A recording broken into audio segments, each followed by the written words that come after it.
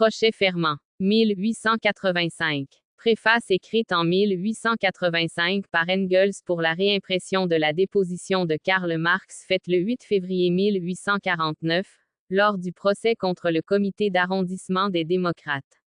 Cette traduction de Léon Rémy est tirée de l'Allemagne en 1848, Schleicher Frères éditeur, 1901. Préface de Karl Marx devant les jurés de Cologne. Extrait. Friedrich Engels. Pour faire mieux comprendre les débats que nous rapportons ici, il nous suffira de résumer les principaux événements auxquels ils se rattachent. La lâcheté de la bourgeoisie allemande avait permis à la réaction féodale, bureaucratique et absolutiste de se remettre si bien des coups formidables qu'il avait abattus en mars 1848, qu'à la fin d'octobre une deuxième bataille menaçait. La chute de Vienne, après une résistance longue et héroïque, donna, de son côté, à la Camarilla prussienne, le courage nécessaire pour tenter un coup d'État. L'Assemblée nationale, de Berlin, si bien apprivoisée qu'elle fut, paraissait cependant encore beaucoup trop sauvage. Il fallait la dissoudre violemment, il fallait en finir avec la Révolution. Le 8 novembre 1848, le ministère Brandenburg-Manteuffel se constitue. Le 9, le cabinet transporte le siège de l'Assemblée de Berlin à Brandebourg, pour lui permettre de délibérer librement, sous la protection des baïonnettes, à l'abri de l'influence du Berlin révolutionnaire. L'Assemblée refuse de se déplacer. La garde nationale refuse de marcher contre l'Assemblée. Le ministère licencie la garde nationale, la désarme sans qu'elle se défende et déclare Berlin en état de siège. L'Assemblée répond en mettant, le 13 novembre, le ministère en accusation de haute trahison. Le ministère chasse l'Assemblée des divers locaux de Berlin. L'Assemblée décide, le 15, que le ministère n'aura plus le droit de disposer des deniers publics et de lever les impôts tant qu'elle-même ne pourra pas poursuivre librement le cours de ses séances. Cette décision relative au refus de payer les impôts ne pouvait avoir son effet qu'à une condition. Il fallait que la nation opposât une résistance à main armée à la perception des taxes. Les armes étaient encore en quantité très suffisante entre les mains de la garde nationale. Cependant on s'en tint, presque partout, à une résistance passive. En quelques endroits seulement, on se prépara à répondre à la force par la force. Mais l'appel le plus hardi qu'on lança en ce sens fut celui que publia le Comité des associations démocratiques de la province rhénane. Ce comité siégeait à Cologne et se composait de Marx, de Schapper et de Schneider. Le comité ne se faisait pas d'illusions. Il savait que la lutte qu'il engageait sur le Rhin avec le coup d'État déjà victorieux à Berlin devait aboutir à un échec. La province rhénane contenait à elle seule 5 forteresses. La Westphalie, à Mayence, à Francfort et à Luxembourg, se partageait un tiers environ de toute l'armée prussienne et beaucoup de régiments en station dans le pays provenaient des provinces orientales. À Cologne et dans d'autres villes, la garde nationale avait déjà été licenciée et désarmée. Mais il ne s'agissait pas de remporter un succès immédiat à Cologne, qui venait seulement d'être délivré de l'état de siège quelques semaines auparavant. Il importait de donner un exemple au reste des provinces et de sauver ainsi l'honneur de la province rhénane. Il en fut ainsi. La bourgeoisie prussienne, par crainte des tressaillements encore à demi inconscients qui agitaient alors le prolétariat, avait livré au gouvernement les portes l'une après l'autre. Depuis longtemps déjà elle se repentait de ses anciennes velléités d'exercer le pouvoir. Depuis mars, la terreur lui avait fait perdre la tête. Elle se trouvait, en effet, ici, en présence des puissances de l'ancienne société groupée autour de l'absolutisme, là, en face du prolétariat, jeune encore, à son aurore, et qui naissait à la conscience de classe. La bourgeoisie prussienne fit ce qu'elle avait toujours fait au moment décisif, elle s'humilia.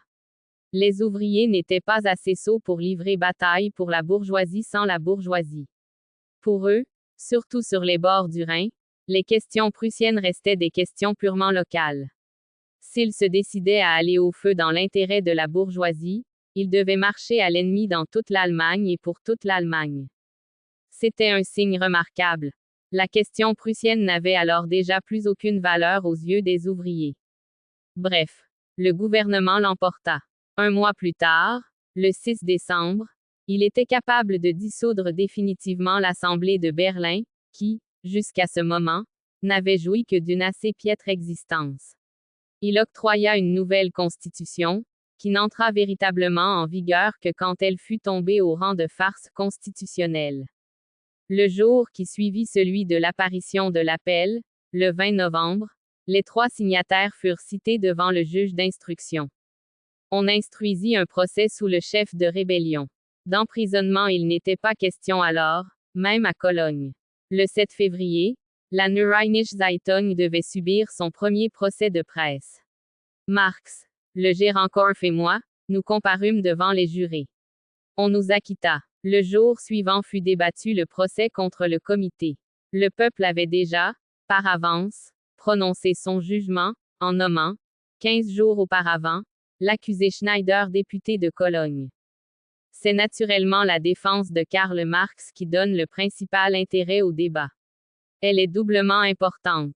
En premier lieu, on voit ici un communiste expliquer aux jurés bourgeois que le devoir propre de leur classe, de la bourgeoisie, était précisément d'accomplir, de pousser jusqu'à leurs dernières conséquences, les actes qu'il a commis et grâce auxquels il comparaît en qualité d'accusé devant eux.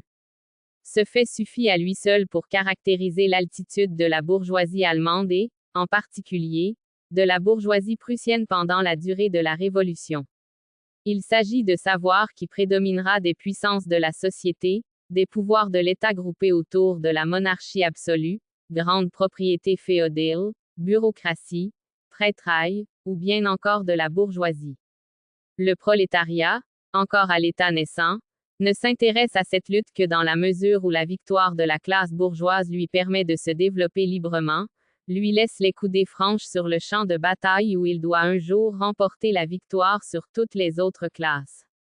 Mais la bourgeoisie et, avec elle, la petite bourgeoisie, ne font pas un mouvement quand le gouvernement, leur ennemi, frappe leur puissance en plein cœur, dissout leur parlement, désarme leur garde nationale, les soumet elle-même à l'état de siège.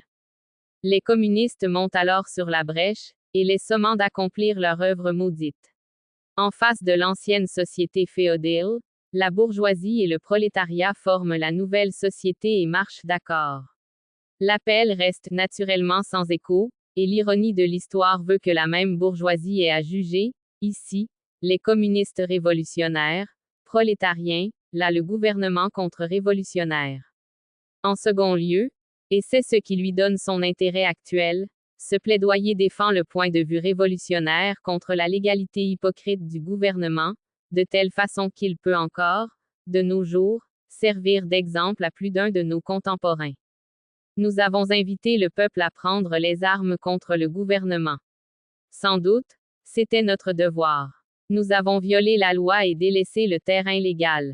Fort bien. Mais ces lois que nous avons violées, le gouvernement les a déjà déchirées et jetées sous les pas de la multitude.